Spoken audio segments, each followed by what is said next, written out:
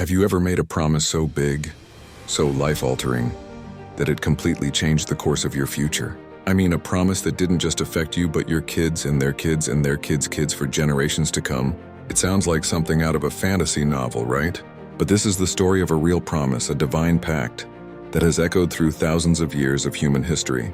This is the story of Abraham's covenant. Let's rewind the clock about 4,000 years. Picture a man named Abram living in the ancient city of Ur, in what is now modern-day Iraq.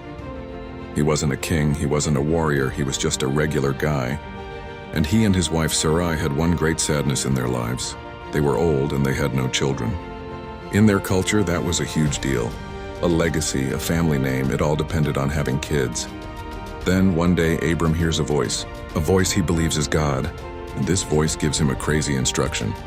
Leave your country, your people and your father's household and go to the land I will show you. Think about that for a second. Pack up everything you know, leave your entire support system and just go to a place you've never even heard of. Would you do it? It's a massive leap of faith, but Abram does it. He packs up his life, his wife Sarai, his nephew Lot, and all their belongings, and they start walking. This is where the story gets really interesting, because in return for this incredible act of faith, God makes Abram a three-part promise, a covenant. First, the promise of land. God tells him, "To your offspring I will give this land, the land of Canaan, a permanent home for his people."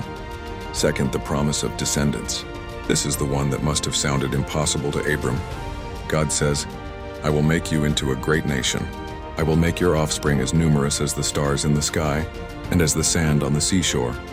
Remember, Abram and Sarai are old and childless. It's like promising a desert will become an ocean overnight. And third, the promise of blessing and redemption. God promises to bless Abram, and that through him all the peoples on earth will be blessed. This wasn't just about one man and his family. It was a promise with global implications.